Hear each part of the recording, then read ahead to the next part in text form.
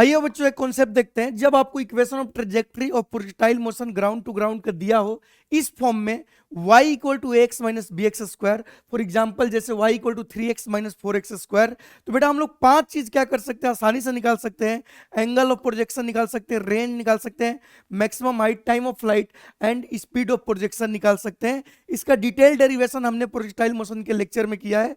तो आपको ये पांच रिजल्ट एकदम डायरेक्टली याद होना चाहिए कि टेन थीटा की वैल्यू ए होती है, रेंज की वैल्यू बेटा ए बाई बी होता है, आपका एच मैक्स होता है बेटा ए स्क्वायर बाई 4b, और टाइम ऑफ फ्लाइट होता है बेटा root under 2a square by g b, और स्पीड जो होता है प्रोजेक्शन का वो होता है जी बाई 2b 1 प्लस क्या बेटा ए स्क्वायर। इसी पर बेस्ट बेटा एक सवाल करते हैं।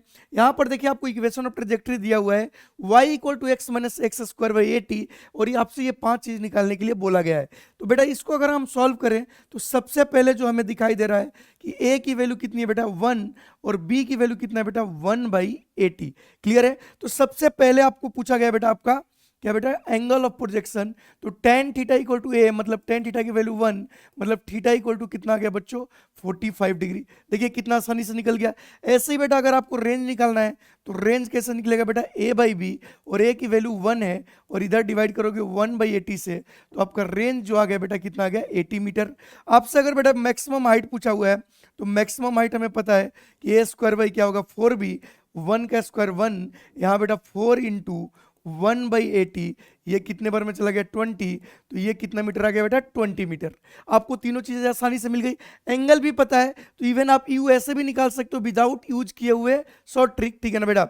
आपसे क्या पूछा है time of flight, time of flight का फॉर्मूला क्या होता है बेटा 8h/g, अगर याद हो आपको क्या होता है 8h/g, और h की वैल्यू 20 आ गई, तो 8 इंटू 20/10, देखो बेटा कितना आ गया 16, मतलब 4 सेकेंड। मतलब इसका टाइम ऑफ फ्लाइट 4 सेकेंड, मतलब यूआई भी आपको मिल गया 20 मीटर पर सेकेंड। क्लियर बेटा। और यूआई अगर 20 मीटर पर सेकेंड है तो रेंज 80 है, मतलब यूएक्स भी क्या है 20 मीटर पर सेकेंड, क्योंकि एंगल आपका क्या है बेटा 45। तो यहाँ से ये भी लिख सकते हैं कि u x equal to 20 metre per second और u i equal to 20 metre per second, मतलब हम दोनों कंपोनेंट भी बता सकते हैं। क्लियर बेटा। और फाइनली स्पीड ऑफ प्रोजेक्शन क्या होता है बेटा, अगर आपको याद हो तो यू इक्वल टू क्या कर सकते हैं u x square plus u y square, तो आप ध्यान से देखोगे तो ये आ गया 20 मीटर पर सेकेंड।